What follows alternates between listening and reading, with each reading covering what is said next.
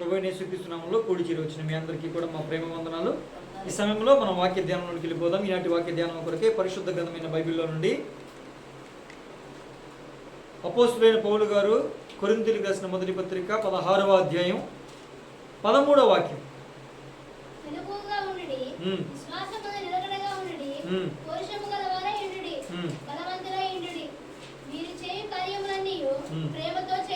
దేవునికి స్తోత్రం. దేవుని బిడ్డలారా, మెలకుగా ఉండుడి. ఏ విషయంలో మెలకుగా ఉండాలో ధ్యానం చేసామా? విశ్వాసం నిలకడగా ఉండాలి, పౌరుషం కలిగిన వారంగా ఉండాలి. ఇప్పుడు ఏమి ఉండాలండి? బలవంతులై ఉండాలి. బలవంతులై ఉండాలంటే మనం కుస్తీ పోటీకి వెళ్ళాలా? ఇప్పుడు యేసు ప్రభు వారు ఏదైనా ఒక మాట చెప్పారంటే అది ఆత్మ సంబంధమైన మాట లేకపోతే శరీర సంబంధమైన మాట? ఆత్మ సంబంధమైన మాటగా. ఆత్మ సంబంధమైన మాట కనుక బలవంతులై ఉండంటే మనం కుస్తీ పోటీలకు వెళ్ళాలని, కానీ శరీరం బాగా పుష్టిగా పెంచాలి అంటే ముందు మొట్టమొదటిగా శరీరం బాగా మంచిగా ఉన్నవాళ్ళే, శరీరంలో శారీరకంగా బలవంతులుగా ఉన్నవాళ్ళే అంటే మొట్టమొదటి డిస్క్వాలిఫై అయ్యే వ్యక్తి ఎవరండి? నేనే. అవునా కాదా? అవునా కాదండి? కనుక దేవుడు బలవంతులుగా ఉండండి అని చెప్పింది శారీరకంగా కాదు. అలాగని శారీరకంగా బలహీనం అయిపోండి, వీక్ అయిపోండి, రోగస్తులుగా ఉండండి, అది కాదు. వాక్యాన్ని జాగ్రత్తగా అర్థం చేసుకోవాలి. బలవంతులు ఉండాలంటే దేనిలో ఉండాలి? ఆత్మలో బలవంతులుగా ఉండాలి. నేను పరిశుద్ధులను కనుక మీరు కూడా పరిశుద్ధంగా ఉండాలన్నాడా? మరి నేను బలవంతుడిని కనుక మీరు కూడా బలవంతుడిగా ఉండాలి అని కోరుకుంటున్నాడు లేదా? ఆయన బలవంతుడే కాదండి. ఆ మాట ఎక్కడ చెప్పాడు? ఆయనకున్న పేరులో ఒక పేరేంటి? మనందరికీ క్రిస్మస్ సీజన్లో, ఇది క్రిస్మస్ సీజనేగా, ఈ క్రిస్మస్ సీజన్లో ఎక్కువగా చెప్పుకునే వాక్యం ఏంటంటే యెషయా గ్రంథం 9వ అధ్యాయం 6వ వాక్యం. చదవండి ఒకసారి. యెషయా గ్రంథం 9:6.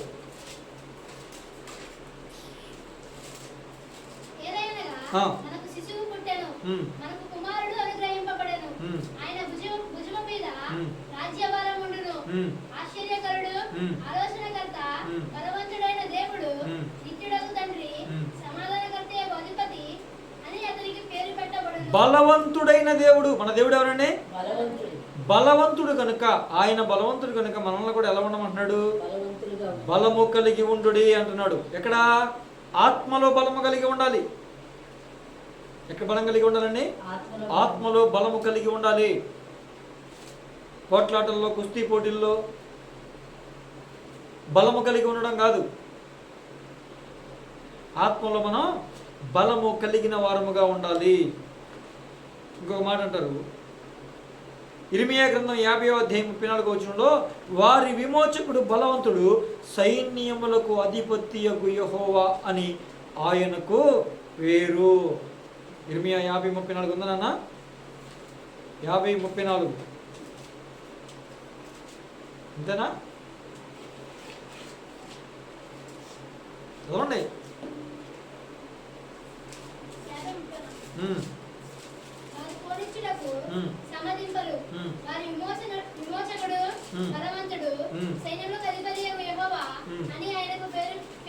హల్లెలూయా. మన విమోచకుడు ఎవరండి? సజీవుడు అని కదా మనం ప్రార్థన చేస్తూ ఉంటాం. నా విమోచకుడు సజీవుడు.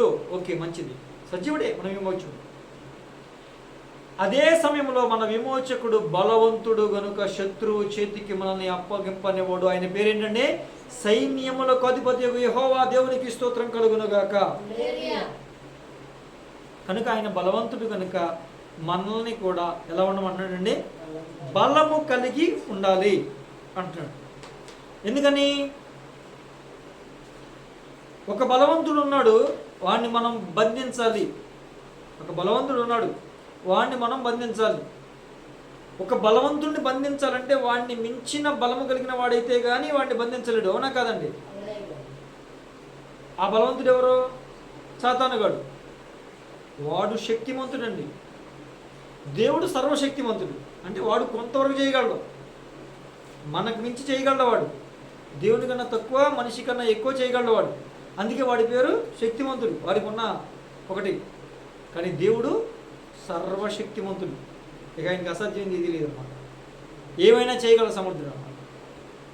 కనుక మీరు ఒకసారి గమనించండి ప్రియమైన దేవుని బిడ్డారా, ఇక్కడ మనం గమనిస్తే మనము బంధించవలసినటువంటి ఒక బలవంతుడు ఉన్నాడు. వాడిని బంధించాలంటే మనం ఎలా ఉండాలి? బలము కలిగి ఉండాలి. వాడిని బంధించకపోతే మనము మన ఇంటిని కానీ, మన ఇంటిలో ఉన్న వ్యక్తుల్ని కానీ, లేకపోతే మన ప్రాంతాన్ని కానీ స్వతంత్రించుకోలేం, పొందుకోలేం. అవునా కాదండి? ఒకసారి ఆ వాక్యం చదవండి. మత్తయి సువార్త 12:29. మత్తయి సువార్త 12:29.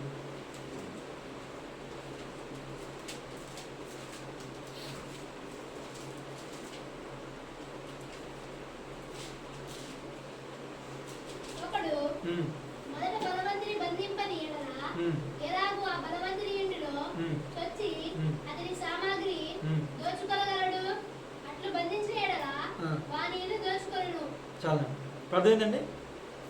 బలవంతుడిని బంధించకపోతే ఆ బలవంతుడు స్వాధీనపరుచుకున్న సొత్తు మనం ఏమాత్రం కూడా స్వాధీనపరచుకోలేము.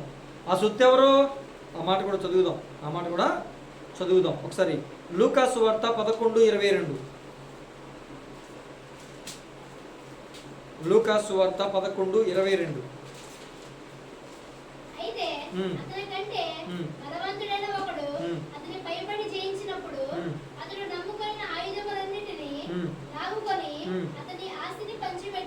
అర్థమైందా ప్రియమైన దేవుని బిడ్డారా? ఇక్కడ అంటాడు, అతని కంటే బలవంతుడైన ఒకడు అతన్ని పైబడి జయించినప్పుడు అతడు నమ్ముకున్న ఆయుధాలు లాక్కుని. అంటే మనం నమ్ముకున్న కొన్ని ఆయుధాలు ఉన్నాయి. ఏంటవి? కత్తి, కొడవలి, సుత్తి, చాకు. అయ్యానండి, మనం ఏ ఆయుధాలు నమ్ముకున్నాం చెప్తా. ఆయుధాలు ఏంటో కూడా చెప్తా. మనము నమ్ముకున్న ఆయుధాలు ఏంటి, మనం కలిగి ఉండాల్సిన ఆయుధాలు ఏంటో చెప్తే, ఇప్పుడు ఆ ఆయుధాలు మన మీద పడి వాడు లాక్కోకుండా ఉండాలంటే వాడు మనకన్నా బలహీనంగా ఉండాలి. వాడు మనకన్నా బలహీనంగా ఉండాలి అంటే మనము వాడికన్నా బలవంతంగా ఉండాలి. అంతేకాదు, ఇంకెంతకు మించి ఇంకేమన్నా ఉందండి? నీకు అర్థమైందా పాయింట్? అంటే ఇప్పుడు వాడు బలవంతుడైతే మన మీద పడి మనం కలిగి ఉన్న ఆయుధాన్ని వాడు ఏం చేస్తాడు? లాక్కుని ఏం చేస్తాడంట? పంచిపెట్టేస్తాడు. మన ఆయుధాలు, మన సొత్తు ఏంటిదండి? మన ఆయుధం కానీ మన సొత్తు కానీ ఏంటి? మన కుటుంబం, మన పిల్లలు. పిల్లలేక ఆస్తి అంటారు, తల్లిదండ్రులేక ఆస్తి అంటారు. మన సొత్తు ఏంటి? మన కుటుంబమే. ఇప్పుడు మన కుటుంబాన్ని వాడు మన చేతిలో నుంచి లాక్కుని ఆ దురాత్మకి ఈ దురాత్మకి పనిచేసేటనుకోండి, మనం బలహీనం ఏంటేగా. తాగుబోతూ దురాత్మలు ఉంటాయి, వాటికి కొంతమందిని అభ్యపెత్తాడు. తిరుగుబోతూ దురాత్మలు ఉంటాయి, వాటికి కొంతమంది అభ్యపెత్తాడు. వ్యభిచార సంబంధమైన దురాత్మలు ఉంటాయి, వాటికి కొంతమంది అభ్యపెత్తాడు. అంటే మన ఇంటిలో ఉన్నటువంటి మన సొత్తును వాడు ఏం చేస్తాడంటే మన దగ్గర నుంచి లాక్కుని పనిచేస్తాడంట. ఒకవేళ ఇప్పటికే మీ ఇంటిలో ఉన్న సొత్తు అంతా కూడా వాడు తీసుకుని లాక్కుని పనిచేస్తే మరలా మీరేం చేయాలి? వాడు పనిచేసిన ప్రతి దాన్ని కూడా మనం సంపాదించుకుని తెచ్చుకుని మరలా మన సొత్తులో పెట్టుకోవాలి. అలా పెట్టుకోవాలంటే మనం ఏం కలిగి ఉండాలి? బలహీనంగా ఉంటే వాడు ఇచ్చేస్తాడా? బలవంతులుగా ఉండాలి. ఎంతలాగా బలవంతంగా ఉండాలి? ఆత్మలో వాడిని జయించేంత బలవంతులుగా మనం ఉండగలగాలి. ఆ బలం ఎలా వస్తుంది? అండి? దేవునితో సహవాసం చేయడం ద్వారా, దేవునితో సమయాన్ని గడపడం ద్వారా, దేవుని పాదాలు పట్టుకుని ప్రార్థించడం ద్వారా, వాక్య ప్రకారం జీవించడం ద్వారా ఏమొస్తుందండి? బలం వస్తుంది.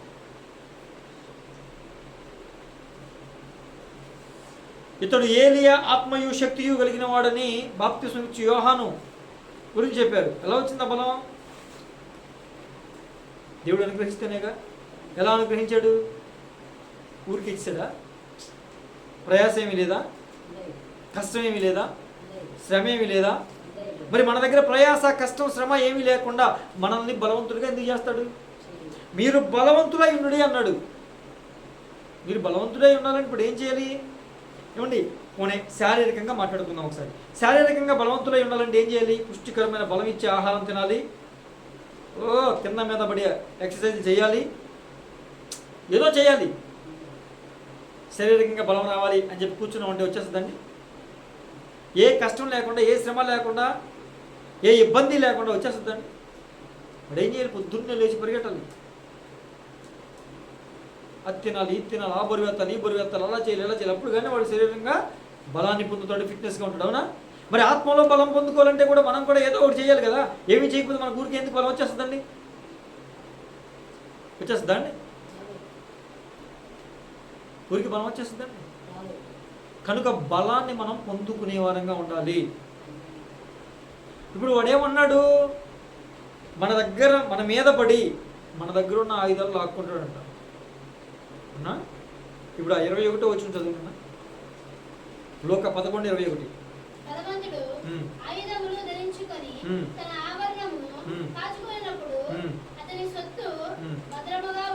ఇప్పుడు అర్థమైందండి.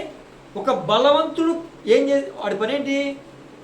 బలవంతుడు ఎప్పుడు కూడా ఏం చేస్తాడంటే ఆయుధాలు ధరించుకొని, ఏం ధరించుకోవాలంటే ఆయుధాలు ధరించుకుని తన ఇంటిని కాచునప్పుడు, కాయునప్పుడు, కాపాడునప్పుడు వాడి సొత్తు అంతా ఎలా ఉంటుంది? భద్రంగా ఉంటుంది. అదే కావలి కాయటం మానేశాడు అనుకోండి, కాపాడుకోవటం మానేశాడు అనుకోండి, అప్పుడు ఆ ఆయుధాలు లేకుండా మౌనంగా ఉన్నాడు అనుకోండి, ఆయుధాలు పక్కన పెట్టేసేసి కాయడం మానేసి, కాపలా కాయడం మానేసేసి, కాచుకోవడం మానేసేసి మామూలుగా ఉంటే ఖచ్చితంగా వాడు చేంజ్ చేస్తాడు.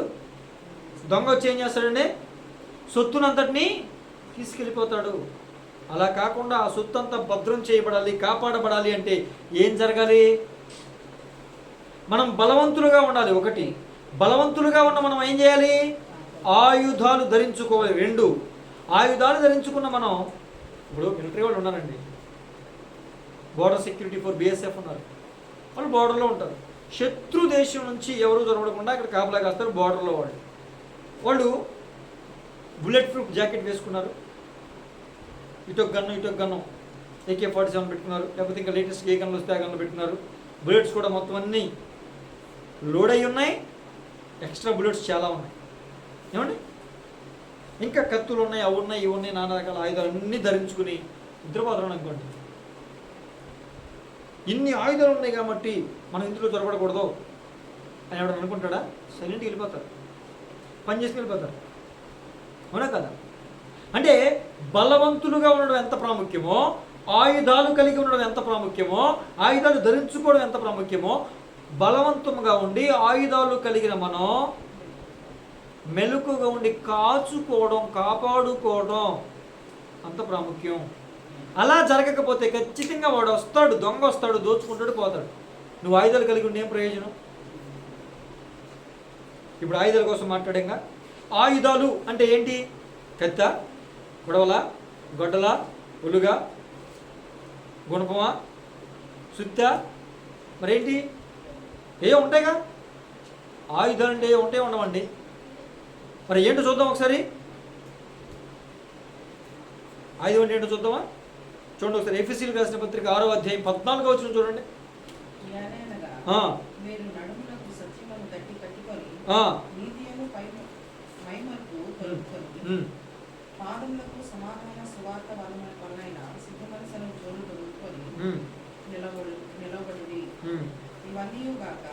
విశ్వాసమును డాలు పట్టుకొనుడి, దానితో మీరు దుష్టుని అగ్ని బాణములన్నిటిని ఆర్పుటకు శక్తిమంతులగుదురు. మరియు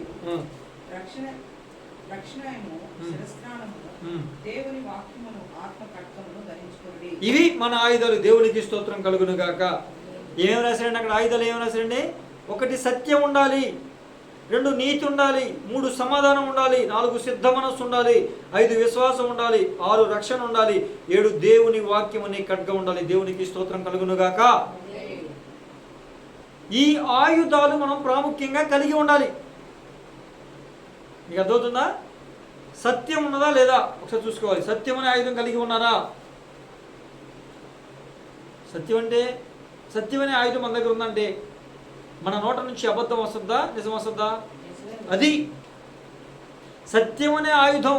ఇప్పుడు మనం అబద్ధాలు ఆడేవాడు అనుకోండి, వాడు ఏమనుకుంటాడు, ఇటు పెద్ద మ్యాటర్ ఏమీ లేదు, పని ఈజీగా అయిపోద్ది, వస్తాడు దోచుకుంటాడు వెళ్ళిపోతాడు. అవునా కదండి? ఎందుకని? మన దగ్గర ఒక లోపం ఉంది, ఉండాల్సిన ఆయుధం లేదు. సత్యం అనే ఆయుధాన్ని నువ్వు కలిగి ఉంటే వాడు రావడానికి కొంచెం ఆలోచిస్తాడు. మీరు గమనించండి, లోకానుసారంగా కూడా నీతిగా నిజాయితీగా ఎవరైతే బ్రతుకుతారో, జీవిస్తారో, ఉద్యోగాలు నిర్వహిస్తారో వాళ్ళని చూసి పక్కన వాళ్ళు కొంచెం జడుస్తారు లేదండి. వాళ్ళు సత్యం బాబా, వాళ్ళు జోడు కలుగుతూ వాళ్ళు ఖచ్చితమైన మనుషులు అని చెప్తారు లేదండి. అమ్మా ఇక్కడ ఎక్కడికైనా వెళ్ళావా? అది అక్కడికి వెళ్ళావు, ఎక్కడికైనా వెళ్ళావంటే అవునయ్య గారు అన్నది అంతే. మరి ఇక్కడే ఉన్నావా? దేవునికి స్తోత్రం. మరి అలా చూసి పోతే మరి ఎక్కడికి వెళ్ళిపోతున్నాను. సత్యం అనేది మనలో ఉండాలండి. అదేంటంట వాక్య ప్రకారం ఒక ఆయుధం. ఒకవేళ నువ్వు సత్యం అనే ఆయుధం లేకపోతే ఖచ్చితంగా వాడు వస్తాడు, దోచుకుంటాడు, పోతాడు. సత్యం అనే ఆయుధం నువ్వు కలిగి ఉన్నావా లేదా, అది చాలా చాలా ప్రాముఖ్యం. కొంతమంది చూడండి, నోరు తెరిస్తే హల్లెలూయా, అబద్ధమే అబద్ధం, అసత్యమే వారి నోట ఉండదు తప్ప సత్యం అనే మాటలు పలకరు. ఎంతసేపు నిందాపూర్వకం, లేకపోతే వాళ్ళ మీద వీళ్ళ మీద వీటిమే. నిజమేనంటే నేను నీకు పని చేశాను, పొరపాటు అయిపోయింది అన్న మాట ఒప్పుకోరు. ఒప్పుకుంటారండి? ఏమ్మా ఇదేంటమ్మా మా ఇంటి మీద పడింది, మా ఇంటి పక్కన పడింది అని అనుకో. ఏమోనండి మాకు తెలియదు, మేమే వేసామా ఏంటి? వాస్తవానికి ఎవరు వేశారు? దేవుడు తెలుసు. కానీ వాళ్ళ నోట ఏముంటుంది? అసత్యం. అంటే వాళ్ళ దగ్గర ఏ ఆయుధం లేదు, సత్యం అనే ఆయుధము లేదు. నేను అడుగుతున్నాను, నీ దగ్గర సత్యం అనే ఆయుధం ఉందా? చూసుకోవాలి, ఎవరికాడు చూసుకోవాలి. సత్యం అనే ఆయుధం నీ దగ్గర ఉందా లేదా? అంతే, సూటి ప్రశ్న. నేను అడగట్లేదు, ఎవరు అడుగుతున్నారు? పరిశుద్ధాత్మ దేవుడు అడుగుతున్నాడు, నువ్వు సరి చేసుకో. ఒకవేళ ఆయుధం ఇప్పటివరకు లేకపోతే ఇప్పటి నుంచి నువ్వు కలిగి ఉండాలి. నీ మాట అవునంటే అవును, కాదంటే కాదు. అంతేగాని ఇక్కడ ఒక మాట, అక్కడ ఒక మాట, మనిషి ముందు ఒక మాట, మనిషి వెనకాల ఒక మాట. మనిషి ముందేమో అయ్యగారు, వెనకాల పెద్ద గొయ్య, ముందేమో అయ్యా, వెనకాలేమో గొయ్య. అంటే ప్రాస బాగుందని వాడుతూ ఉంటారు దైవజనులు, చెప్తున్నాను. లేరు అలాంటి వాళ్ళు? అయ్యగారు మీ అంత చోటు లేరంటారు ముందు. ఏమయ్యగారు ఏం చేశాడు వెనకాల లేరంటే అలాంటి. అంటే మీకు అర్థమవుతుంది, సింపుల్గా మాట చెప్పాను. కానీ ఇక మిగతా విషయాల్లో వదినా అసలు నీకు ఎంత మంచిదాను, నువ్వు కూరడికి ఎంత బాగుంటుందో, అవునా ఎంత రుచిగా ఉంటుంది తెలుసా, కొంచెం కారం తక్కువ అయిపోయింది, మా ఇంట్లో కారం లేదు అయిపోయింది, కొంచెం కూర అసలు వచ్చింది దేనికి? కూర కోసం, ఏదో ఒక వస్తువు కోసం, ఏ ఉప్పు కోసం పప్పు కోసం వచ్చి అసలు ఆ వండితే బాగోదని పక్కన చెప్పుద్ది. ఏమండిద్ది? ఒక పొంగో కూర ఉండదో, ఒక కారం ఉండదో, ఏమి ఉండదో, రుచి పసి లేని కూరలో ఏం చేస్తాం అని అక్కడ వాయిస్. మరి ఇక్కడ అక్క అసలు వండితే వదినా అమ్మో ఎంత టేస్ట్ ఉంటుందో, అసలు నీ చెయ్యా, మా అన్న ఎంత దృష్టివంతుడో. ఇదంతా ఏంటి? అబద్ధం. సత్యం అనే ఆయుధం లేదు. లేరండి అలాంటి వాళ్ళు లేరా? అంటే అలా ఒక ఆ ఉదాహరణ చెబితే కొంచెం అర్థం అవుద్దని. ఇక మిగతా విషయాలు మీరు ఆలోచన చేసుకోండి. ఇక మొత్తం నేను అంతా చెప్పించకండి మొత్తం అన్నీ, అక్కడే పని అయిపోద్ది సమయం అంతా. అద్భుతం ప్రియమైన దేవుని బిడ్డలారా, మనం ఇప్పుడు ఏం కలిగి ఉండాలి, ఏ ఆయుధం కలిగి ఉండాలి ప్రాముఖ్యంగా? అది ఎప్పుడు కలిగి ఉండాలంట? ఆయుధాలు ఎక్కడ రాశాడు? ఫస్ట్ రాశాడు 7 ఆయుధాలు రాశాడు అక్కడ. ఇప్పుడు ఏమన్నాడు? లోక 21 ఏమన్నాడు? 11:21లో బలవంతుడు ఆయుధములు ధరించుకుని తన ఆవరణమును కాచుకుంటాడు. ఒకవేళ బలవంతుడు తన ఆయుధాలు ధరించుకోకుండా కాచుకోకుండా ఉంటే వాడు వచ్చి లాక్కిపోతాడు అని చెప్పాడా? 21-22 వచ్చిన అదేగా. ఇప్పుడు మనం బలవంతులుగా ఉండాలి అని ప్రభువు కోరుకుంటున్నాడు. బలవంతులుగా ఉన్న మనం బలవంతుడు అవ్వాలంటే ఏం చేయాలి? సమయం వచ్చినప్పుడు ఆ శక్తి ఏంటో బలం ఏంటో చూపించాలి. ఎలా? ఆత్మ సంబంధమైన బలం కలిగి ఉండాలన్నాం. ఇప్పుడు ఆత్మ సంబంధమైన బలం మనం ప్రదర్శించాలి అంటే ఏం చేయాలి? ఆడు వస్తాడు. ఆడు వచ్చినప్పుడు మనం కాపలా కాస్తూ ఉంటే వాడు వచ్చిన సంగతి మనకు తెలుసుద్ది. ఆత్మలో మనం బలం కలిగి ఉంటే, ఆత్మ ఆయుధాలు మనం ధరించుకుని ఉంటే వాడు వస్తున్న సంగతి మనం పసిగట్టగలం. ఎందుకని మెలకుగా ఉన్నాం, కాపలాగా వస్తున్నాం, కావలివారిగా ఉన్నాం కాబట్టి వాడు వచ్చే సంగతి మనకు తెలుస్తుంది. తెలిసినప్పుడు మనం ఏం చేస్తామండి, వాడితో యుద్ధం చేసి అని గెలుస్తాం. అంత బలవంతు, అందుకే బలవంతులుగా ఉండాలి. బలవంతులుగా ఉండాలంటే మీరు పోట్లాడుకోవడానికి బలవంతులుగా ఉండాలి, కుస్తీ పోట్లు పట్టుకోవడానికి బలవంతులుగా ఉండాలి, దానికి కాదు.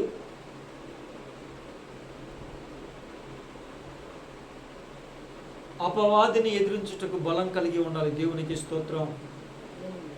ఆ బలవంతుడు ఆయుధాలు ధరించుకోవాలి. ఆ ఆయుధాలు ఏంటి అనేది ఒక మాట చెప్తున్నా. ఆయుధాలు ఏంటి?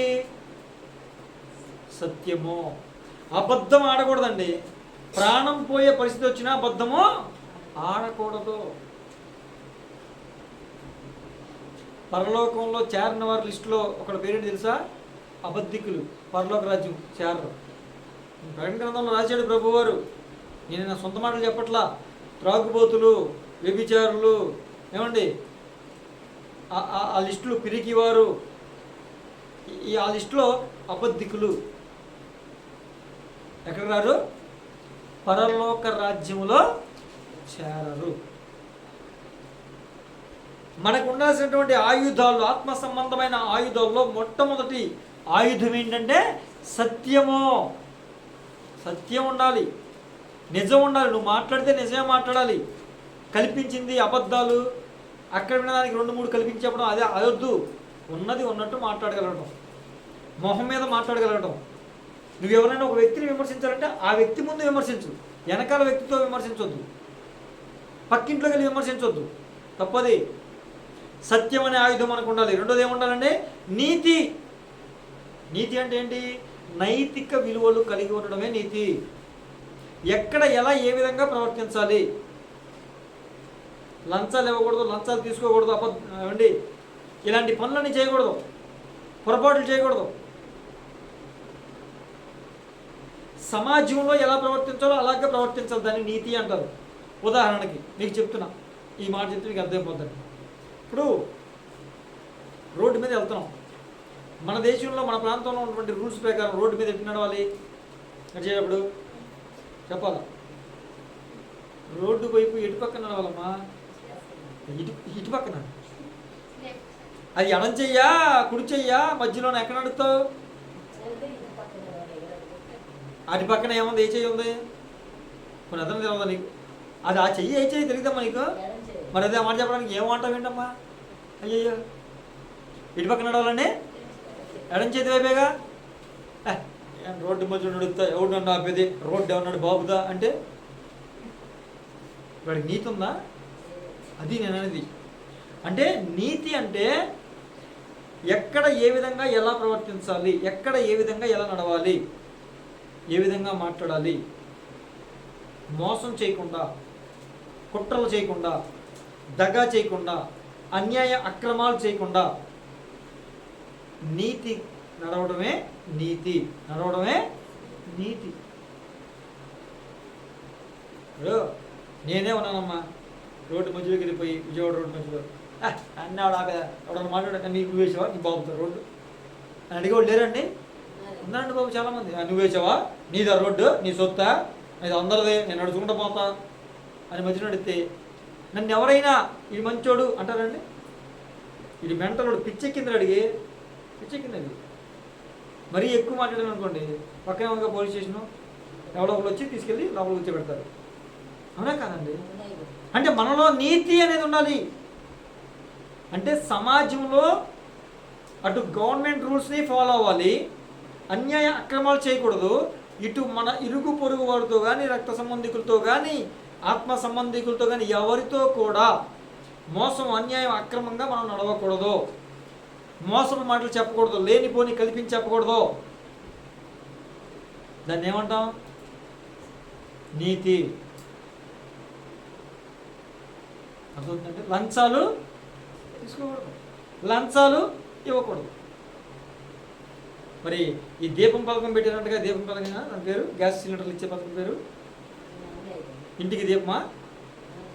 ఓ దీపం పథకం, అది విన్నాను, దీపం పథకం. ఇప్పుడు ఆ దీపం పథకానికంటే ఏవో కొన్ని సర్టిఫికెట్లు ఏవో కావాలి. ఇప్పుడు ఆ సర్టిఫికేట్ నీకు రూల్స్ ప్రకారం రావాలంటే ఎన్ని రోజులు పడతాయి? ఏదైనా కూడా మండల ఆఫీస్లో లేదా ఆధార్ కార్డు అయినా ఏదైనా 15 రోజులు. అప్లై చేశాక ఎన్ని రోజులు అండి? కానీ మనం అప్లై చేస్తాం 15 రోజుల ముందు. ఎన్ని రోజులు? లాస్ట్ డేట్ ఎప్పుడు? డిసెంబర్ 17వ తారీఖు. డిసెంబర్ 17వ తారీఖు 17వ తారీఖు ఉందంటలే అక్క, 17వ తారీఖు ఉందంటే 15వ తారీఖును మొదలు పెడతాం. ఇక మనం 2 రోజులే ఉంది, ఇక గడువు అయిపోతుంది. ఎప్పుడు తెలుసు మనకి? 4 రోజుల క్రితమే తెలుసు. 2 రోజుల్లో ఇప్పుడు ఏం కావాలి మనకి? అర్జెంటుగా సర్టిఫికేట్ కావాలా? మేము బీపీఎల్ కింద ఉన్నామని, అంటే బిలో పావర్టీ లైన్. తెల్ల రేషన్ కార్డు ఉంది కదండి, వాళ్ళకి ఎందుకు తెల్ల రేషన్ కార్డు ఇస్తారు? బీపీఎల్ అంటే బిలో పావర్టీ లైన్, అంటే వీళ్ళు కొంచెం ఆర్థికంగా తక్కువగా ఉన్నారు కనుక వీళ్ళకి గవర్నమెంట్ తరపున మనం ఈ సరుకులు అందిస్తున్నాం. అందుకే తెల్ల రేషన్ కార్డు. పింక్ రేషన్ కార్డులు ఉంటాయి, ఇంకా వేరే వేరే కార్డులు ఉంటాయి. గవర్నమెంట్ హోల్డర్స్కి పింక్ రేషన్ కార్డు ఇస్తారు. వీళ్ళకి వచ్చిన వాళ్ళకి రావు. తెల్ల రేషన్ కార్డుకి వచ్చిన పథకాలు వాళ్ళకి రావు. అలా ఏదో ఉంటుంది. ఈలోపు ఏదో సర్టిఫికేట్ కావాలి. ఏమండి, పన్ను పట్టరా, అది పట్టరా, ఇది పట్టరా ఏదో చెప్తారు. అర్జెంటుకి వెళ్ళిపోయి ఇప్పుడు నాకు అర్జెంట్ కావాలి, నాకు అర్జెంట్ కావాలి, అలాగే అర్జెంట్ కావాలంటే వాళ్ళు ఏమంటారు? కుదరదయా, 15 రోజుల ముందు రావాలంటారు వాళ్ళు. అలాగంటే మీరు ఏదో కూడా చేయగలరు, మీరు ఏదో కూడా చేస్తారు. ఏం చేస్తారు? కుదరదు అంటాడు వాడు. మీరు ఏదో కూడా చేస్తారు సార్, మీరు చెప్పండి సార్, ఏదో కూడా మార్గం ఉంటుంది. 500 అవుద్ది, 1000 రూపాయలు, 2000 అవుద్ది. అలా కాదు చెప్పండి, 1000 రూపాయలు కదా. మరి ఎక్కువ మాడితే 2000 అవుద్దాయా? 1000 రూపాయలు దేనికంటే దానికంటే ఆయనకి ఇవ్వాలా, ఈయనకి ఇవ్వాలా, నాకు మిగలా? తలో ఒక అందరికి ఒకేలాగా ఇస్తానంటే ఆయన రేంజ్కి ఆయన ఇవ్వాలి, ఈయన రేంజ్కి ఈయన ఇవ్వాలి, నా రేంజ్కి నేను తీసుకోవాలి. 1000 రూపాయలు అవుద్ది. అప్పు తెచ్చే 1000 రూపాయలు ఇచ్చేస్తారా? లంచం ఇవ్వచ్చా? నీతి లేదు. హల్లెలూయా. నీతి అనే ఆయుధం పోయింది. నీతి అనే ఆయుధం మనలో ఉండాలి. వాళ్ళు లంచం తీసుకోవడం తప్పు అంటే నువ్వు ఇవ్వడం తప్పుగా ముందు 15 రోజుల ముందు నువ్వు ఎందుకు అప్లై చేసుకోవాలి? ఇప్పుడు ఏదైనా గవర్నమెంట్ పథకమైనా ఏదైనా ముందు చెప్తారు కదండి, ఒక 2 రోజుల ముందే చెప్తారుగా. 2 రోజుల్లో ఉంది కానీ డేట్ ఇచ్చేయండి సర్టిఫికేట్ అన్నాడు. నేను ఎవడో ఉండదు. మనం ముందెందుకు చేయాలా? ఎందుకంటే అప్పటికప్పుడు చేసి డబ్బులు ఇస్తే ఆడే చేస్తారు. అలవాటు ఇప్పుడు జనాలు. అవునా కదండి? నీతి ఉందా? అన్యాయం, అక్రమం ఎక్కడ నువ్వు చేయకూడదు, జరగనివ్వకూడదు. లంచం తీసుకున్నాడు, తప్పు చేసాడు. లంచం ఇచ్చి నువ్వు తప్పు చేశాడు. నువ్వు ఇవ్వబట్టే కదా తీసుకున్నాడు. అది మేడం. నీతి అనే ఆయుధము లేదు. నెక్స్ట్ ఏమన్నానండి? సమాధానం. ఇక సమాధానం అంటే ఎక్కువ చెప్పాల్సిన అవసరం లేదనుకుంటున్నాను నేను. ఈ కాలంలో తల్లిదండ్రులకి పిల్లలకి సమాధానం ఉండదు. తోబుట్టువుల మధ్యలో సమాధానం ఉండదు.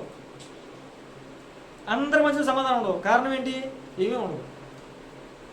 కారణము ఏమీ ఉండదు, సమాధానం ఉండదు.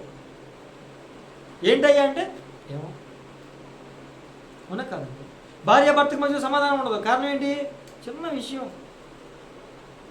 ఇప్పుడు ఎవరి పని వాళ్ళు ఏ విధంగా చేయాలి. ఇప్పుడు భర్త ఏం చేయాలి?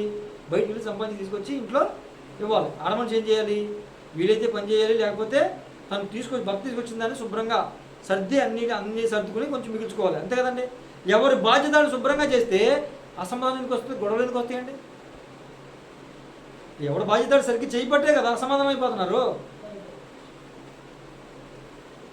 సమాధానం అనే ఆయుధం కూడా మనకి ఉండాలి. నెక్స్ట్ ఏముండాలి? సిద్ధ మనస్సు ఉండాలి. దేనికండి? ఆత్మలో ఎదగడానికి సిద్ధ మనసు ఉండాలి. ప్రభుతో సహవాసం చేయడానికి సిద్ధ మనసు ఉండాలి. ప్రభుతో నడవడానికి సిద్ధ మనసు ఉండాలి. ప్రభుతో రేపొద్దున రాకడలో ఎత్తబడడానికి సిద్ధ మనస్సు కలిగి ఉండాలి. ఆ ఆయుధం ఉందా? అసలు సిద్ధపడుట అనే ఆయుధం ఉందా? మనం సిద్ధపడాలి, మనతో ఉన్న సమూహాన్ని కూడా సిద్ధపరచాలనే వాక్యం ఉందిగా. ముందు మనకే సిద్ధ మనసు లేదు, ఇంకా సమూహానికి అక్కడ. అంతేనండి?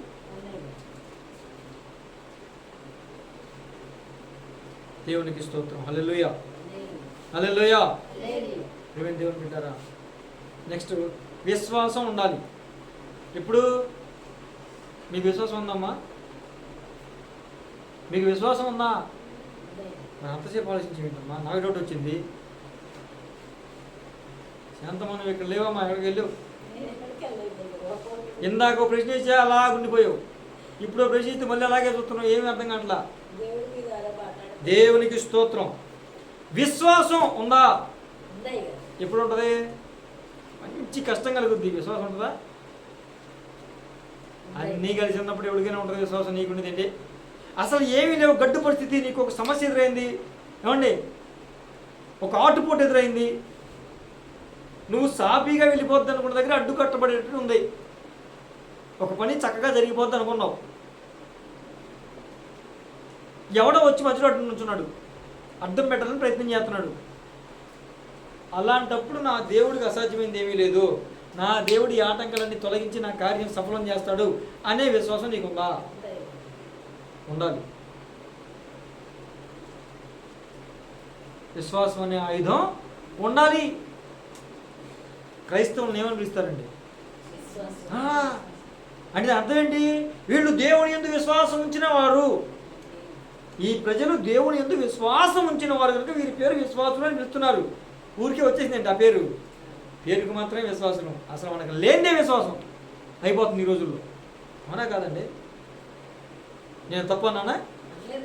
సరైన కష్టం వస్తే తెలుసుద్ది విశ్వాసం ఉందో లేదో, దేవుడి మీద ఆధారపడుతున్నామో లేదో, దేవుడి కార్యం చేయగలని నమ్ముతున్నామో లేదో అప్పుడు తెలుసుద్ది.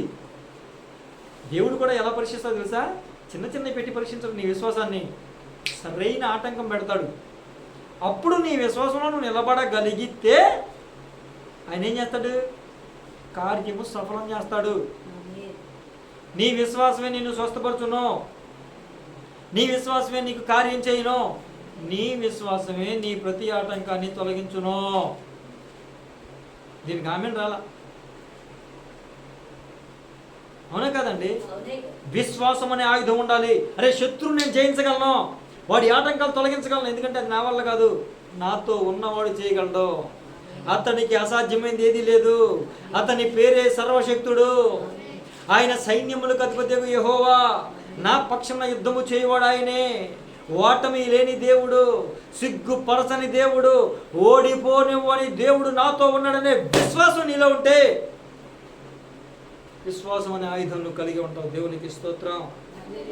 అన్ని సాఫీగా జరిగినప్పుడు నీకేంటి విశ్వాసం? ఎవరికైనా ఉంటుంది. సరైన ఆటంకం వచ్చినప్పుడు కూడా నా దేవునికి అసాధ్యమైంది ఏది లేదు అనే ఒక విశ్వాసంతో నువ్వు ముందుకు అడుగు వేయగలిగితేనే. అవునా కాదండి? ఏమంటే ఐగుప్తులో 10 అద్భుతాలు చేశాడు దేవుడు, చేశాడా? ఐగుప్తులో ఫరోకి చుక్కలు చూపించాడా లేదా? ఎందుకు? అసలు ఆ ఫరోకి అంతలాగా చుక్కలు చూపించాల్సినంత అవసరం ఏంటండి? దేవుడు అంటాడు, ఒక నిమిషం మీరు మాట్లాడకూడదు అంటే, ఇప్పుడు ప్రతిసారి ఫరో హృదయమును యెహోవా కఠినపరచగా, యెహోవా ఫరో హృదయమును కఠినపరచగా, యెహోవా ఫరో హృదయమును కఠినపరచగా అనే మాటలు కనపడతా ఉంటాయి. అంటే హృదయాన్ని కఠినపరిచిన ప్రతిసారి ఆడికో దెబ్బ. నీకు అర్థమవుతుందా? దెబ్బ కొడుతున్నాడు, ఆడు చెట్టు అవుతున్నాడు అనగా మళ్ళీ హృదయాన్ని కఠినపరుస్తున్నాడు. ఎందుకని దేవుడు అతని హృదయాన్ని కఠినపరిచాడు? పరిచింది ఎవరో? కఠినపరిచింది ఎవరో? దేవుడే. ఎందుకు చెప్పనా? ఎందుకు? నీ మాట విని ఈ ప్రజల్ని పంపడానికి నీ దేవుడు ఎవడయా, యెహోవా ఎవడయా అని అడిగాడు. వచ్చేతో అన్నాడు దేవుడు, అరే నాన్న ఇప్పటి వరకు నీతో మాట్లాడాడు, నేనెవడో అది తెలియదంట. నేనెవడో ఆ ఫరోకు తెలియదంట. నువ్వు అలాగే ఉండు నాన్న, నువ్వేమీ టెన్షన్ పడకో, నీ ద్వారానే ఈ ప్రజలు నేను విడిపించి తీసుకెళ్తా. అయితే ఆ ఫరోకి నేను ఎవడో తెలియదంట, ఒక్కసారి నేను ఎవడో చూపించేస్తానన్నా, తర్వాత ఖచ్చితంగా తీసుకెళ్తానని చెప్పి చుక్కలు చూపించాడు. చూపించలేదండి? మరి ఇన్ని అద్భుతాలు చేశాడుగా, చేశాడా? చేసి ఐగుప్తు దేశంలో నుంచి ప్రజలను రప్పించాడుగా. ఒక డెక్క మొక్క కూడా విడవకుండా మొత్తం వచ్చేసారుగా. కోడి పిల్లలతో సహా తీసుకొచ్చేసారు. ఇంకా అర్థమైందా? మొత్తం వచ్చేస్తుంది. ఓహ్ హల్లెలూయా, దేవునికి స్తోత్రం అనుకుని వీళ్ళు కూడా వస్తున్నారు. అబ్బా వాగ్దాన దేశానికి వెళ్ళిపోతున్నాం, ఈ ఫరో కష్టాలు మాకు వద్దుగా, పచ్చిగడ్డితో పచ్చిటికలు చేయమంటాడు దుర్మార్గుడు, అన్నం కూడా సరిగ్గా పెట్టట్లేదాడు సమయానికి. మరి ఇంత దుర్మార్గం పెరిగిపోయింది. ఇక దేవుడు మనల్ని మన మొరాలకించాడు, మన ప్రార్థనలకించాడు, వాగ్దాన దేశం తీసుకెళ్తాడు అని సంతోషంలో ఉన్నారండి. వా దేవుడు ఎలాగైనా ఇన్ని కార్యాలు చేసిన దేవుడికి అసాధ్యం ఏముందా, వెళ్ళిపోతాం సాఫీగా జరిగిపోద్ది అని బయలుదేరి వచ్చేస్తున్నారు. దేవుడు ఏమన్నాడు, నాన్న ఇటు కాదమ్మా, మోషే ఇటు కాదు నాన్న, తిన్నాను దారొద్దు, చుట్టూ దారైనా ఎర్ర సముద్రం గుండా పోనొచ్చు అన్నాడు. సరే ప్రభు అని చెప్పి కొత్త రూట్లో వెళ్ళారు. కొంత దూరం వెళ్ళగానే అక్కడ ఏమి ఎదురైందండి? ఎర్ర సముద్రం ఎదురైంది. ఇప్పుడు విశ్వాసం పరీక్షించబడుతుంది. మీకు అర్థమవుతుందా? ఐగుప్తులో నుంచి విడిపించబడగానే కాదు, ఓ హల్లెలూయా దేవునికి స్తోత్రం అనే లోపు ఒక పరీక్ష పెట్టాడు. అక్కడ నువ్వు విశ్వాసం చూపించగలిగితే అప్పుడు పరీక్ష పెట్టగానే, పరీక్ష రాగానే ఎలా అనిపించిందంటే, ఇక ఇశ్రాయేలు ప్రజలకు ఎలా ఉందంటే, ముందు నుయ్యి వెనక గొయ్యి అన్న పరిస్థితి అయిపోయిందండి. కరవమంటే కప్ప కోపం, విడవమంటే పాము కోపం అన్నట్టు పరిస్థితులు అయిపోయిందండి. మీకు అర్థమవుతుందా? అంటే ఎదరు చూస్తేనేమో సముద్రం మార్గం లేదు వెళ్ళటానికి, వెనక చూస్తేనేమో ఐగుప్తు సైన్యం తరుముతూ వస్తుంది. ఇప్పుడు వెనక్కి తిరిగేలోపు ఇళ్ళనే చంపేస్తారు, ముందుకెళ్తే సముద్రంలో మునిగిపోయి చచ్చిపోతాం. ఇప్పుడు మేమేం చేయాలి? మోషే మిమ్మల్ని చంపడానికి తీసుకొచ్చావు, ఏం చేస్తున్నావు అంటే చేతులు ఎత్తి ప్రార్థన చేస్తున్నాడు. మోషే గారితో ప్రభు ఏమన్నాడు? సాగిపో. అంటే నీ విశ్వాసం పరీక్షించబడిపోయేది ఎప్పుడంటే సరైన సమస్య వచ్చినప్పుడు. అంటే దీనివల్ల ఇప్పుడు ఏమంటే ఎవరైనా ఆ సముద్రం వైపు సాగిపోవంటే, ప్రభు ముందు సముద్రం ఉంది, దారి లేదు, నువ్వేమన్నా షిప్లు ఏమైనా అరేంజ్ చేసావు, గబగబా వాళ్ళని ఎక్కేసేసి అవతలకి వెళ్ళిపోవడానికి, బ్రిడ్జ్ ఏమన్నా కట్టావా, పడవలు కూడా లేవు అక్కడ, తెప్పలు కూడా లేవు వెళ్ళడానికి అని అనాలిగా. దేవుడు సాగిపో అంటున్నాడు, రండి అని విశ్వాసంతో అడుగు ముందుకేసి చెయ్యి కర్ర పైకెత్తాడు. ఏం జరిగిందండి? సముద్రం చీలిందా లేదా? నీ విశ్వాసాన్ని పరీక్షిస్తాడు. కానీ విశ్వాసంతో నువ్వు దేవుడు ఉన్నాడు, ఇది దేవుడి పని, దేవుడు చెప్పిన మార్గం, దేవుడు చెప్పిన మాట అని విశ్వాసంతో ఒక అడుగు ముందుకేస్తే ఏం జరుగుతుందండి? విశ్వాసంతో ఒక అడుగు ముందుకేస్తే దేవుడు కార్యం చేసి తీరతాడు. దేవునికి స్తోత్రం. నీ ముందు మార్గము తెరవబడిపోద్దంతే. అది కూడా ఎలాగండి? సముద్రం చీలడం ఒక గొప్ప అద్భుతం అయితే, సముద్రం ఎంత లోతుగా ఉంటుంది కదండి, ఉంటుందండి. అదంట ఒక్కసారి సమతల భూమి అయిపోయిందంట. అంటే ఇప్పుడు ఇక్కడ ఎంత హైట్ ఉందో, ఈ లుచ్చున దగ్గర ఎంత హైట్ ఉందో, ఆ లోతుగా ఉన్న సముద్రం కూడా అలా పైకి లేచి ఉంచుంది. అదే ఒక అద్భుతం. అంటే మళ్ళా నేలంతా బురదగా ఉంటే లెక్క నడుస్తారు, ఆరిపోయిందంట. ఇటు పక్కనేమో ఐస్ గడ్డలాగా గోడ కట్టేసింది, ఇటు పక్కన ఐస్ గడ్డలాగా గోడ కట్టేసింది నీరు. వెళ్ళిపోతున్నారు. ఇంత అద్భుతాలు, ఒక అద్భుతం కాదండి అక్కడ జరిగింది, కొన్ని అద్భుతాలు ఉన్నాయి. అది సమయం కాదు ఇది, ఇప్పుడు సందర్భం వస్తే మాట్లాడుకుందాం. కొన్ని అద్భుతాలు జరిగాయి అక్కడ. ఎప్పుడు? నీ విశ్వాసం, వారి విశ్వాసం పరీక్షించబడినప్పుడు దేవుడు చెప్పాడని అడుగు ముందుకేస్తే అద్భుతాలు జరిగాయి. నువ్వు కూడా నీకు వచ్చిన ప్రతి ఆటంకాన్ని విశ్వాసము అనే ఆయుధంతో ఒక్క అడుగును ముందుకేయగలిగితే, ఆ ధైర్యం నీకుంటే, ఆ తెగింపు నీకుంటే, ఆ తెంపు నీకుంటే, కార్యం చేయడానికి, మార్గం తెరవడానికి, అడ్డుగా ఉన్న ప్రతి సముద్రం లాంటి వ్యక్తులనైనా, సమస్యనైనా, పరిస్థితులనైనా తొలగించి నీ మార్గం సరళం చేయడానికి నేను సేవిస్తూ, ఆరాధిస్తూ, ప్రకటిస్తున్న ప్రభువైన యేసయ్య సమర్థుడు. దేవునికి స్తోత్రం కలుగుతుంది. ఇకపోతే రక్షణ, విశ్వాసం అనే ఆయుధం ఉందా? ఉండాలి. రక్షణ అనే ఆయుధం ఉందా? ఉందండి. రక్షించబడిన వారేగా. దేవునికి స్తోత్రం. ఇంకప్పుడు కత్తి ఉండాలండి. ఏముండాలండి? కత్తి ఉండాలి. వాడిని కస నరకడానికి కత్తి ఉండాలి. ఎవరినే? మనిషిని కాదు. మరి ఎవరిని? దురాత్మ. మరి దురాత్మను నరకాలంటే ఏ కత్తి కావాలి? మామూలు కత్తి తీసుకెళ్తాడు, కనపడుతుందా? అసలు తగులుతుంది అది? ఆత్మ ఖడ్గం ఉండాలి. దేవుని వాక్యం అనే ఖడ్గం నీ చేతిలో కలిగి ఉండాలి. ఈ రోజుల్లో బైబిల్ని పట్టుకురామంటే సిగ్గేసిన జనాలు చాలామంది. అవునా కదండి? మీరైతే చాలా మంచోళ్ళు, చక్కగా బైబిల్ చేతితో పట్టుకుని వస్తున్నారు. బైబిల్ తేరండి. సెల్ ఫోన్ ఏ ఫోన్ అండి? సెల్ ఫోన్లో బైబిల్ ఉంది, బైబిల్ చూసుకుంటాం అనేలాగా తయారైపోయారు యూత్. గుర్తుదే రెఫరెన్స్ చెప్పినప్పుడు తీస్తే తీస్తాడు, లేదా గేమ్ ఆడుకుంటూ ఉంటున్నాడు, లేకపోతే చాటింగ్ చేసి ఎస్ఎంఎస్ పంపిస్తూ ఉంటున్నాడు. ఆ యాప్ ఓపెన్ చేసి పెడతాడు. ఈలోపు ఇన్స్ట్రక్షన్ వచ్చాడు పాస్టర్ గారు, టక్కనే ఆ యాప్ తీసి ఈ యాప్ ఓపెన్ చేసి, పాస్టర్ గారు లేదండి అయ్యారు వాక్యమే.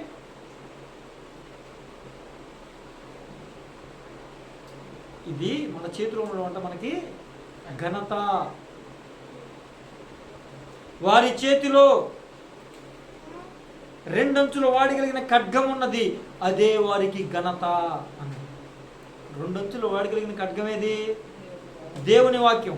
ఇదంట మన చేతిలో ఉంటేనంట మనకి ఘనత. అంటే బైబిల్ పట్టుకుని అందరూ చూస్తున్నాడు, బైబిల్ పట్టుకెళ్తే వాళ్ళు ఏమనుకుంటారు? అది నీకేమవుతుందండి? ఘనత, గొప్ప. మనం ఏమనుకుంటాం? కొంతమంది ఏమనుకుంటారండి, బాగా సోకు చేసుకుని వెళ్తే ఘనత అనుకుంటారు, బాగా నగలేసి వెళ్ళిపోతే ఘనత అనుకుంటారు, ఊరుకుంటూ వెళ్ళిపోతే ఘనత అనుకుంటారు. అది కదండి ఘనత. దేవుని వాక్యం మన చేత ఉంటే అదే మనకి ఘనత. దేవుని వాక్యం అనే ఖడ్గం ఉంటే సాతానుకి వణుకో. వాడి దురాత్మల్ని అసలు ఎలా నరుకుతాం అంటే తెగ నరుకుతాం. వాడి దురాత్మల్ని, వాడి సమూహాన్ని, వాడి శిష్యుల్ని అందరినీ తెగ నరగాలంటే మన చేతిలో ఏ ఆయుధం ఉండాలండి? దేవుని వాక్యం అనే ఆత్మ ఖడ్గం మన చేతిలో ఉండాలి. దేవునికి స్తోత్రం కలుగును గాక. ఈ 7 ఆయుధాలు ఉన్నాయా? వీటిల్లో కొన్ని పోయినాయా? అసలు ఉన్నాయా లేవా అనేది మిమ్మల్ని మీరు పరిశీలన చేసుకోవాలి. ఉంటే వాటిని కాపాడుకోవాలి, జాగ్రత్తగా ఉండాలి. లేని వాటి కోసం ప్రయాసపడి ఆయుధాలు సంపాదించుకోవాలి. అవునా కదండి? సంపాదించుకుని దురాత్మల సమూహంతో, సాతాను గాడి సేనతో మనం యుద్ధం చేయగలిగిన బలాన్ని మనం పొందుకోవాలి. దేవునికి స్తోత్రం కలుగును గాక. హల్లెలూయా, హల్లెలూయా. ఒకసారి యోహాను మొదటి పత్రిక 2వ అధ్యాయం 14వ వచనం చూడండి. యోహాను మొదటి పత్రిక 2:14. 2:14. చిన్నపిల్లలారా, మీరు తండ్రిని ఎరిగినవారు గనుక మీకు రాయిచున్నాను. తండ్రులారా, మీరు ఆది నుండి ఉన్నవారని ఎరిగి ఉన్నారు గనుక మీకు రాయిచున్నాను. యవనస్తులారా, మీరు బలవంతులు, దేవుని వాక్యం మీ యందు నిలిచి ఉన్నది కనుక మీరు దుష్టుని జయించి ఉన్నారు. దేవునికి స్తోత్రం. అదేనా? ఎప్పుడు దుష్టుని జయిస్తామండి? దేవుని వాక్యం నీలో ఉంటే, దేవుని వాక్యం నువ్వు కలిగి ఉంటే, దేవుని వాక్యం నీ హృదయంలో ఉంటే నువ్వు దుష్టుని జయించగలవు. Very simple. ఇంకా అంతమించి మీరు బలవంతులు కావాలి అంటే మీరు ఏముండాలి? వాక్యం ఉండాలి, దేవుని వాక్యం ఉండాలి. దేవుని వాక్యంతో నీ హృదయం నిండుకుని ఉండాలి. వాక్యమే శక్తిని ఇస్తుంది, వాక్యమే బలాన్ని ఇస్తుంది, వాక్యమే ధైర్యాన్ని ఇస్తుంది, వాక్యమే దుష్టుని ఎదిరించేలాగా మనకి శక్తిని ఇస్తుంది. నేను చాలాసార్లు చెప్తూ ఉంటాను, వాక్యం చదువుతున్నారా, వాక్యం చదవాలి, వాక్యం చదవాలి, చదవడం వచ్చిన అని చెప్తూ ఉంటా. కారణం ఏంటి తెలుసా? ఆ వాక్యం నీ హృదయంలో ఉంటే దుష్టుని జయించగలిగే శక్తిని పొందుకుంటారు. వాక్యం మీ హృదయంలో ఉంటే దుష్టుని జయించగలిగే శక్తిని పొందుకుంటారు. యేసు ప్రభువు వారు 40 దినాలు శోధించబడడానికి వెళ్ళారు. 40 దినాలు ఉపవాసం ఉన్నారు. దేనికండి? శోధకుడిని జయించడానికి, అపవాదిని జయించడానికి. అవునా? మత్తయి సువార్త 4వ అధ్యాయంలో వాడు ఏం చెప్పాడు? వాక్యాలే రిఫరెన్స్గా చెప్పాడు. యేసు ప్రభువు వారు దేంతో జయించారు? వాక్యం అనే ఆత్మ ఖడ్గం చేత సాతాను గారిని జయించారు. అవునా కదా? కనుక వాక్యం నీ హృదయంలో ఉంటే నువ్వు అపవాదిని జయించిన వారిగా ఉంటావు. దేవునికి స్తోత్రం. దుష్టుని జయించిన వారిగా ఉంటావు. దేవునికి స్తోత్రం కలుగును గాక. కనుక మీరు బలవంతులు అవ్వాలి. ఏ విధంగా బలవంతులు అవుతారంటే వాక్యం మీ హృదయంలో ఉంటే మీరు బలవంతులుగా ఉంటారు. దేవునికి స్తోత్రం కలుగును గాక. హల్లెలూయా.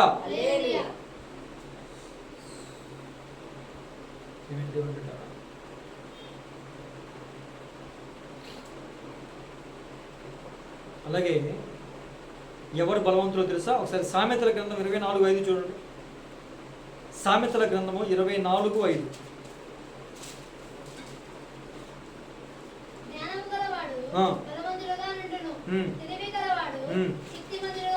జ్ఞానము గలవాడు బలవంతుడుగా ఉంటాడు. ఏ జ్ఞానం? లోక జ్ఞానమా? చెడిపోయే జ్ఞానమా? పాడైపోయే జ్ఞానమా? లేదంటే కొంతమందికి చెడిపోయే జ్ఞానం, మోసం చేసే జ్ఞానమా?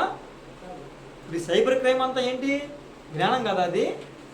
వాళ్ళు జ్ఞానాన్ని ఉపయోగించి ఒక కంప్యూటర్ ద్వారా మనకి ఫోన్ చేసి, మనం ఫోన్లో మాట్లాడుతున్నప్పుడే మన డీటెయిల్స్ అన్నీ వాడు తీసేసుకుని మన అకౌంట్ మొత్తం ఖాళీ చేస్తున్నాడు. అది జ్ఞానం కదా? మోసం చేసే జ్ఞానమా బలవంతుడిని చేస్తుంది? అన్యాయం చేసే జ్ఞానమా బలవంతుడిని చేస్తుంది? అక్రమం చేసే జ్ఞానమా బలవంతుడిని చేస్తుంది? మరి ఏ జ్ఞానం బలవంతుడిగా మార్చుద్ది మనల్ని? దైవిక జ్ఞానం. దైవిక జ్ఞానం అంటే ఏంటి? దేవుని వాక్యమే. యేసయ్యే జ్ఞానం. అవునా కాదండి? మీరు చెప్పాలి, అవునా కదా? దేవుని కదా.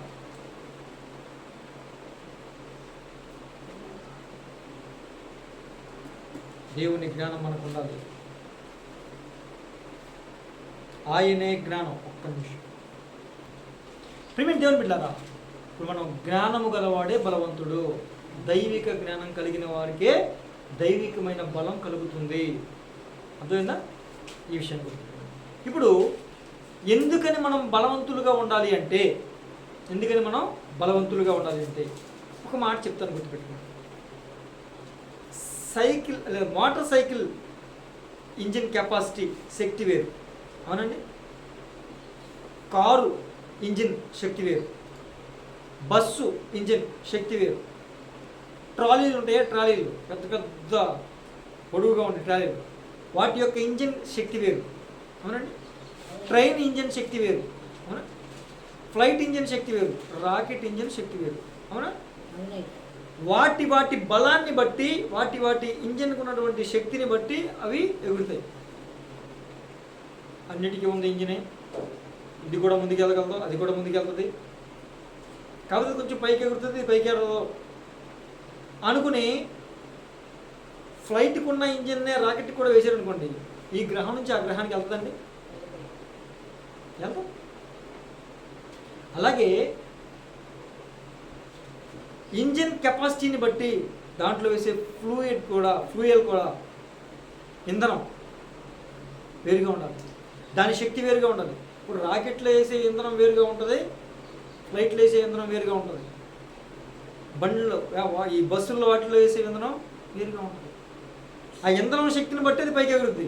ఇప్పుడు మనల్ని ఎందుకని బలవంతంగా ఉండమంటున్నాడంటే, అంత్యదినమున లేపబడే శక్తిని పొందుకోవాలి అంటే మనం బలవంతులుగా ఉండాలి. అంత్యదినమున లేపబడే శక్తి. ఒకసారి చూడండి, యోహాను సువార్త 6వ అధ్యాయం 54వ వచనం చూడండి. యోహాను సువార్త 6:54. నా శరీరం తిని నా రక్తం త్రాగువాడే నిత్య జీవం గలవాడు. అంత్యదినమున నేను వాని లేపుదును. ఏమండి, మీకు అర్థమైందండి? నా శరీరము తిని నా రక్తము తాగువాడే ఏమవుతాడంట? అంత్యదినమున లేపబడతాడు. అంటే అంత్యదినమున లేపబడాలి అంటే మనం ఎలా ఉండాలి? బలవంతులుగా ఉండాలి. ఆ బలం మన దగ్గర రావాలంటే ఏమవ్వాలి? ప్రభు బలంలో పాలు పంపులు పొందాలి, ప్రభు శరీరాన్ని భుజించాలి, ప్రభు రక్తాన్ని పానము చేయాలి. మరి ప్రభు బలంలో పాలు పంపులు పొందాలంటే ఏం చేయాలి? బాప్తిసం పొందుకోవాలి, మారు మనసు పొందాలి, అంతే. ఇప్పుడు ఈ విషయాన్ని ఎందుకు చెప్పానంటే, ఒకసారి యోబు గ్రంథంలోకి రండి. యోబు గ్రంథం 34:20 చూడండి ఒకసారి. యోబు గ్రంథం 34:20. వారు నిమిషంలో చనిపోవుదురు, మధ్యరాత్రి ప్రజలు కల్లోలము నుండి నాశనమగుదురు, బలవంతులు దైవికముగా కొనిపోబడుదురు. దేవునికి స్తోత్రం కలుగును గాక. అంటే బలవంతులు మాత్రమే దైవికంగా కొనిపోబడతారు. రెండవ రాకడ వస్తే మనం ఏమవుతాం? కొనిపోబడతాంగా, ఎత్తబడతాంగా. అలా ఎత్తబడాలి అంటే అంత్యదినమున ఆ గడియలో, మధ్యాకాశానికి ప్రభువారు వచ్చిన ఆ గడియలో మనము లేపబడాలి అంటే మనం ఎలా ఉండాలి? బలవంతులుగా ఉండాలి. ఆత్మలో బలవంతులుగా ఉంటేనే మనం అంత్యదినమున ఏమవుతామండి? లేపబడతాం, కొనిపోబడతాం. అర్థమైందా ఎందుకు బలవంతులుగా ఉండమన్నాడు? ఒకటి, బలవంతులుగా ఉండాలంటే శోధనలు జయిస్తాం. బలవంతులుగా ఉంటే అపవాది వాడి శక్తుల్ని జయించగలిగే, మనల్ని మనం కాపాడుకుంటూ మన వారిని కూడా, మన ప్రాంతాన్ని కూడా కాపాడుకోగలిగే బలం కలిగి ఉంటాం. బలం కలిగి ఉంటేనే, బలవంతులమైతేనే అంత్య దినమున లేపబడతాం, కొనిపోబడతాం. అర్థమైందండి? ఎందుకు మనం బలం కలిగి ఉండాలి ఆత్మలో అంటే ఇవన్నీ ప్రాముఖ్యమే. వీటన్నిటికన్నా ప్రాముఖ్యం ఏంటి? అంత్య దినమున లేపబడాలి, మనము కొనిపోబడాలి. ఎత్తబడాలంటే మనం ఆత్మలో బలవంతులుగా ఉండాలి. ఇప్పుడు కొంతమంది ప్రార్థన చేస్తూ ఉంటారు. కొంతమంది ఏం చేస్తారండి? ప్రార్థనలు చేస్తూ ఉంటారు. ప్రార్థనలు చేస్తూ ఉంటే ప్రార్థనలు వెళ్ళవు. ఎందుకని? మధ్యాకాశంలో వాడి సమూహం అడ్డుకుంటుంది ప్రార్థనలు వెళ్ళకుండా. మీకు అర్థమవుతుందా? ఇప్పుడు ఆ మాట మీకేం తెలుసండి పాస్టర్ గారు? మీకెవరు చెప్పారు? బైబిల్ ఎక్కడ ఉంది అంటే కదా అంటారు? అంటారు లేదండి. ఇప్పుడు దానియేలు గ్రంథంలో మనకు ఆ మాట రాస్తాడు. దానియేలు ప్రార్థన చేసుకుంటూ ఉంటాడు. దానియేలు ప్రార్థన చేస్తూ ఉన్నప్పుడు ప్రభువారు అంటారు, అరే నా కుమారుడు ప్రార్థన ప్రారంభించాడు, నువ్వు వెళ్ళి జవాబు చెప్పేసి, ఆ ప్రార్థనకి జవాబు చెప్పేసి అని పంపించాడు. ఎవరిని? సమాచారాన్ని అందించే దూత ఎవరండి? గబ్రియేల్. ఎవరండి? గబ్రియేల్ గారు. గబ్రియేల్ దూతకు చెబితే రాలా, 21 రోజులు పట్టింది. ఎందుకంట? ఆయన రావాలనుకుని ప్రారంభించి ఆ రోజునే పరలోకం నుంచి బయలుదేరితే మధ్యలో దురాత్మ సమూహంతో యుద్ధం చేయాల్సి వస్తుందంట. వాళ్ళు ఆటంకపరుస్తున్నారు రానివ్వకుండా. ఆటంకపరుస్తుంటే ఆయనకి శక్తి సరిపడదంట గబ్రియేలు దూతకి. మళ్ళా వెంటనే మిఖాయేలు దూతకి కబురు పెట్టాడు. మిఖాయేలు ఎవరు తెలుసా? అంటే పరలోకంలో కూడా కొన్ని కేటగిరీస్ ఉంటాయండి. ఆరాధన చేసే ఒక కేటగిరీ, సమాచారం అందించే కేటగిరీ, యుద్ధం చేసే కేటగిరీ. ఈ యుద్ధం చేసే దూతలందరికీ, యుద్ధ సైనికులు ఉంటారే, ఆ సైన్యం దూతలందరికీ కూడా ప్రధాన సైనికుడు ఎవరు అంటే మిఖాయేలు గారు. మిఖాయేలు గారు యుద్ధం చేస్తారు. గబ్రియేల్ గారు ఏమో సమాచారాన్ని అందిస్తారు. ఈ పడిపోయాడే దుర్మార్గుడు, దుష్టుడు, వాడు ఆరాధికులందరూ ట్రూప్కి లీడర్ అన్నమాట. పడిపోయాక ఇప్పుడు ఎవరున్నారు పేరు ఇంకొకడు, ఆ స్థానం ఇంకొకటి భర్తీ చేయబడ్డారు. ఇలాగ వీళ్ళు ప్రధాన దూతలు అంటారు. అందుకే వీళ్ళని గబ్రియేల్ గారు సమాచారం తెస్తుంటే ఈ దూతలు అడ్డుకుంటే ఇతను వల్ల కావట్లేదు ఆ దూతలను జయించి ముందుకు సాగటం. అందుకే వెంటనే మిఖాయేలు గారికి కబురు పెట్టాను. దానియేలుతో చెప్తాడు ఈ మాట. మిఖాయేలు గారికి కబురు పెట్టాను. మిఖాయేలు గారు వచ్చి ఆ దూతల సమూహం అంతటితో యుద్ధం చేసి మార్గం సరళం చేస్తే అప్పుడు నీ దగ్గర రావడానికి ఇన్ని రోజులు పట్టింది నాయన, లేకపోతే నువ్వు ప్రార్థన పూనుకున్నప్పుడే నేను వచ్చాను, ప్రభు నన్ను వెళ్ళమన్నాడు అని చెప్పాడు. అర్థమైందా? మన ప్రార్థనలు అంటే పైనుంచి సమాధానం రావడానికి ఏ విధంగా అడ్డుకున్నాయో మన ప్రార్థనలు పైకి వెళ్ళడానికి కూడా అడ్డుకుంటాయి. అవునా కదా? అలా అడ్డుకోకుండా ఉండాలంటే ఏం చేయాలి తెలుసా? పాల్ యాంగిచో గారు అని ఒక దైవజనులు ఉన్నారు సౌత్ కొరియాలో. ఆయన చనిపోయారు మొన్న మధ్య, ఒక సంవత్సరం దాటిన. పాల్ యాంగిచో గారు ఆయన సంఘమే లక్షల్లో ఉంటుంది. ఏమండి? ఈ పాల్ యాంగిచో గారు సంఘానికి ప్రార్థనా పరులు ఉంటారే, ప్రతిరోజు 25,000 మంది ప్రార్థన చేస్తారంట ఆ సంఘంలో. వాళ్ళు ఏ ప్రార్థన చేస్తే ఆ ప్రార్థనలు వెంటనే కార్యం జరిగిపోతాయి అంట. ఒకళ్ళు అడిగారంట, ఏమంటే మీరు ప్రార్థన చేసిన ప్రతి అంశం వెంటనే కార్యం జరుగుతుందంటే మాకు కొంచెం జరగాలంటే ఆలస్యం అవుతుందండి అంటే ఏమీ లేదండి. ఏంటి కారణం ఏంటంటే ఏమీ లేదండి, మా సంఘంలో ప్రార్థన చేసేటప్పుడు ఈ ఆకాశ మండల దురాత్మల సమూహాన్ని ముందు బంధించేస్తారు, ప్రార్థన చేస్తూనే ఉంటారు. మా ఏరియాలో మా ప్రాంతంలో ఉన్న పైన ఉన్నటువంటి అంధకార దురాత్మ చీకటి శక్తులు లేవు, వాటిని ఎప్పుడు బంధించేసాం.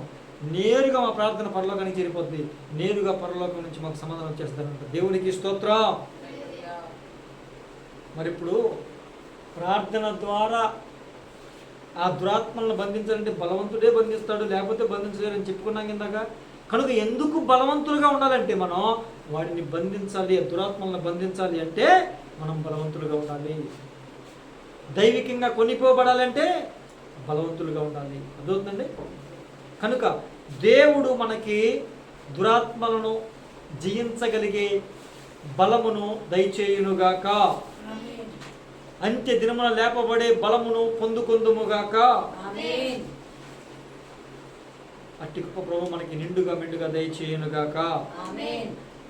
దురాత్మ సమూహములతో పోరాడి ఇప్పటికే మన సొత్తుని లాక్కు వెళ్ళిపోయినటువంటి మన సొత్తునంతటినీ కూడా దైవిక బలముతో వాడితో పోరాడి వాడి మీద జయము పొంది తిరిగి తెచ్చుకుందాముగాక.